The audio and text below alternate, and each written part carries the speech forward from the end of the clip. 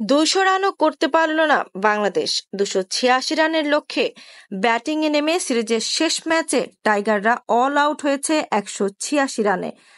দলের হয়ে সর্বোচ্চ 51 রান করেছেন তাওহিদ হৃদয়, তাও আবার 78 বলে।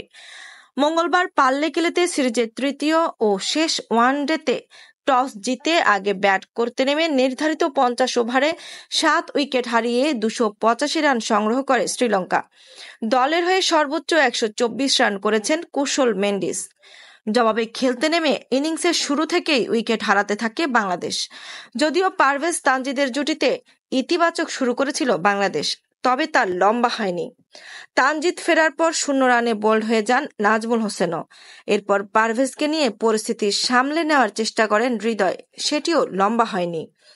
এক প্রান্তে ব্যাটসম্যানরা আসা যাওয়া করলেও আরেক প্রান্তে হৃদয় ধরে খেলছিলেন, কিন্তু 51 রানে তিনি বোল্ড হয়ে যাওয়ার পর বাংলাদেশের আশাও প্রায় শেষ হয়ে যায়। এরপর যাওয়া আসার মিছিলে নামমাত্র 27 রান করেন জাকের আলী, 28 রান করেন অধিনায়ক মেহেদী হাসান মিরাজ। 39 ওভার 4 বলে সবকটি উইকেট হারিয়ে 186 রানের বেশি করতে পারেনি বাংলাদেশ। এর আগে প্রথমে ব্যাটিংয়ে নেমে চতুর্থ ওভারে তানজিম সাকিবের ধরাশায়ী হন নিশান মাদুস্কা। এরপর কুশল মেন্ডিসকে নিয়ে ইনিংস এগিয়ে নেওয়ার দায়িত্ব নেন পাথম নিশাঙ্কা। সেই পাথমকে 35 রানে আটকে দেন স্পিনার তানভীর ইসলাম। কামিন্দু মেন্ডিসকে এলবিডব্লিউ এর ফাঁদে ফেলেন মেহেদী হাসান মিরাজ। তবে আগ্রাসী ব্যাটিংয়ে ক্যারিয়ারের 6ষ্ঠ সেঞ্চুরি তুলে নেন কুশল মেন্ডিস। তাকে নিয়ে 124 রানের জুটি গড়ে ব্যক্তিগত 58 রানে তাসকিনের শিকার হয়ে ফেরেন চারিথ আসালাঙ্কা।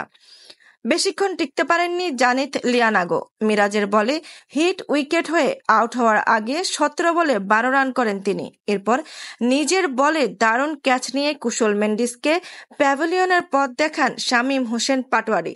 114 বলে 124 রান করে ফেরেন মেন্ডিস। এই রান করতে 18টি বাউন্ডারি মারেন তিনি। পরে হাসারাঙ্গা আর দুষ্মান্ত চামিরার কল্যাণে লঙ্কানরা তোলেন 7 উইকেট 285 রান। বাংলাদেশের পক্ষে 2টি করে উইকেট শিকার করেন তাসকিন আহমেদ ও মেহেদী হাসান মিরাজ। শ্রীলঙ্কার হয়ে 3টি করে উইকেট শিকার করেন হাসিথা ফার্নান্দো ও দুষ্মন্ত চামিরা। 2টি করে উইকেট নেন দুনিত ওয়ালালাগে ও ওয়ালেন্দু হাসারাঙ্গা।